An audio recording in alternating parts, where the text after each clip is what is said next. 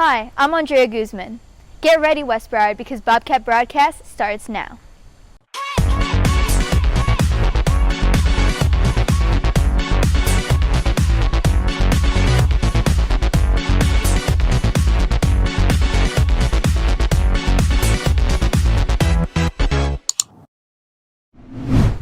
This year has for sure had its ups and downs, but through all of this, people have still shown resilience and optimism through these hard times.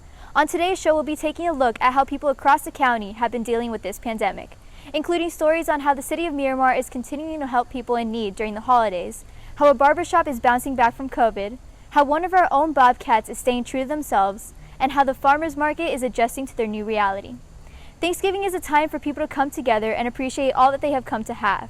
But due to the latest outbreaks of COVID, many were fearful of a lackluster Thanksgiving. Yet, the city of Miramar is making sure no one is going home empty-handed. Jessica Enzel can serve you the details. A community is not only a group of people living close to one another, but it's people who will lend a helping hand when others are in need. The Thanksgiving Turkey Drive is a day in which the Commissioner and the Vice Mayor of the City of Miramar will hand out turkeys to families who need it most.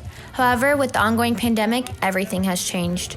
Back in March 21st, I started a food drive here in Miramar, and that grown to from 500 folks that first day, which only 1 week advertisement, and it grown now to the largest feeding place here in South Florida. Usually we would have a big setup where everyone could come out of their cars. We'd have that one-on-one interaction and we could ask questions, give them more information about our city. But because of the COVID-19 and the restrictions, they have to drive through with their cars for the safety of our volunteers, our commissions, and people themselves in their cars. But even through this pandemic, many members of the community have still risked their health by offering to volunteer for this event. The reason being, to help others in more critical situations than themselves. We are so grateful for volunteers. Throughout this entire COVID period, we have had so many individuals who have come to volunteer. And you know what? It's always important to volunteer, and it's always a good thing when people volunteer. But when folks, during the COVID, when they're putting their self at risk as well, come out and volunteer, it shows that they truly understand the importance of volunteerism and how much of an impact that have on our community. With the influence of prominent figures in the community and the volunteers who want to help out, the spirit is bound to spread across the city of Miramar. For WBTV, this has been Jessica Ensel. If it weren't for people like that, the city of Miramar would not have the reputation it has today. Staying on the topic of the community, barbershops all around have been hit particularly hard during the pandemic, but that hasn't stopped one barbershop from providing the safest and the best services possible. Let's cut to Talia Kaplan for the story. Hard work and determination are two concepts that seem to define this year, especially for local businesses like Dell's Barbershop. This family-run business has been standing and successful for the past 5 years, but when the coronavirus pandemic hit, it presented the owners and employees with struggles that they had never faced before.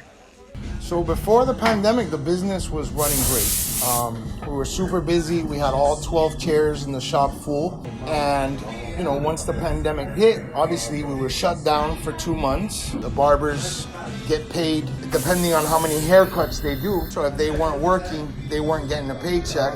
We were still paying rent here, and we weren't making an income either. So that was a very hard couple months for us. Despite these challenges, Dell was able to welcome back his customers safely by making some necessary changes in order to keep everyone safe. So once we reopened, we were spending more money on things to clean and stuff like that to make sure the place was, clean for clients. And we had to spread the barbers out. We couldn't have everyone working at the same time. Now, compared to the beginning of the pandemic, I'm starting to see more of a steady flow. People are starting to be less scared, and they're starting to come out more to get haircuts and trust that we're keeping the environment clean and that we're going to give them a clean haircut and everything throughout the process and stuff like that. So, this wasn't the toughest thing I've been through, and I know that with the barbers that we have here and stuff like that, it's just a matter of time before we get real busy again and things go back to how they were before. I really wasn't worried about it. It's just a little bump in the road. Although this year presented many challenges for the local barbershop, the business was able to push through these difficult times and keep its employees and customers safe and healthy. For WBTV, this has been Talia Kaplan. It's great to see that people all around the community are staying positive and resilient during these tough times. Now it's time for a break. When we come back, we'll take a look at how one of our own Bobcats is making the best out of the situation dealt to her. We'll be right back. No. No. My answer is no. I shouldn't have to repeat myself. I said no. Please get away from me. My answer is no. I don't care what I'm wearing. I already told you. no. My clothing is not an imitation. I said No. Even just like this, no means no. no.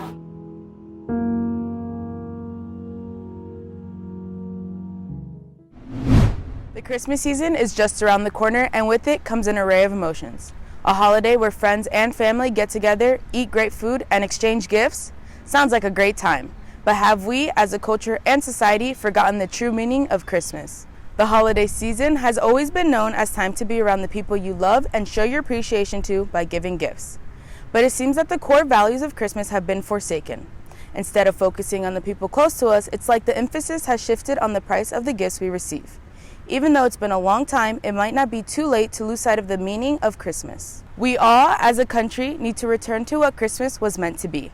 We have to remember that it's not about spending money, but spending time with loved ones.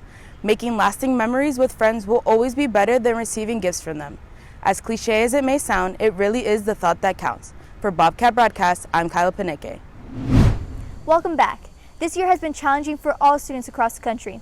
Many seniors and students alike have had to accept the harsh realities of e-learning. However, one of our own Bobcats, Morgan Massa, is making the best out of the situation at hand, using the art of dance to get through these hard times. Anna Vega can give you some more insight.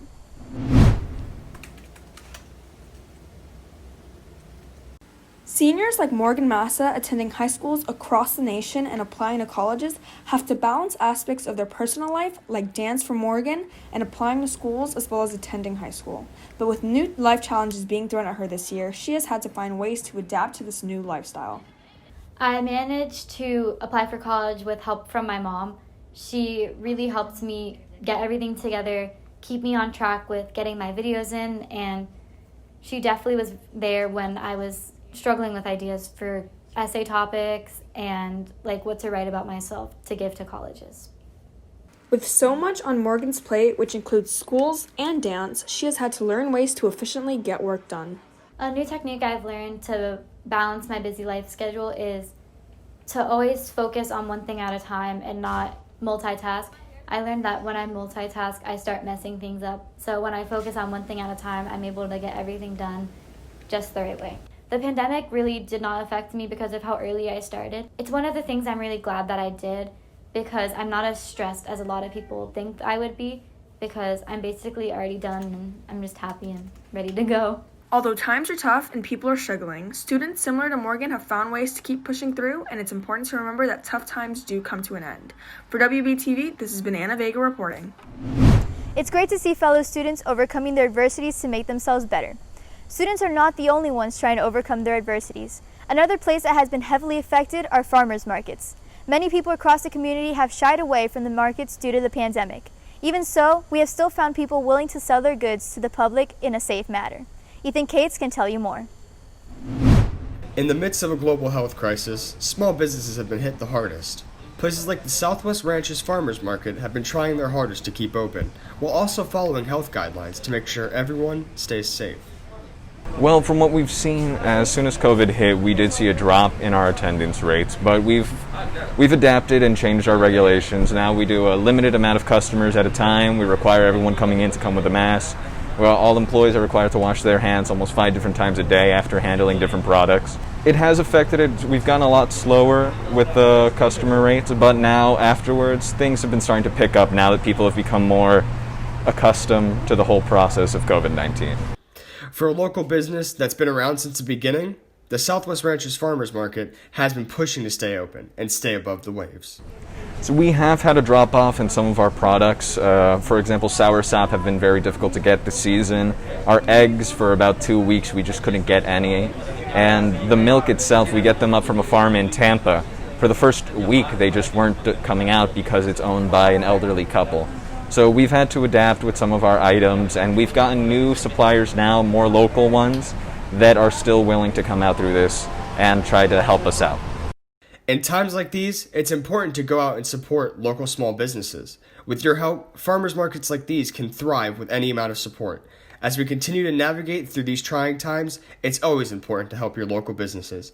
For WBTV, Ethan Cates. Before the pandemic, I used to love going to the farmers market with my family. Hopefully they'll continue to stay open and serving the community. Well, that about wraps it all for today's episode. Thank you for watching, and make sure to stay safe and healthy. For Bobcat Broadcast, I'm Andrea Guzman.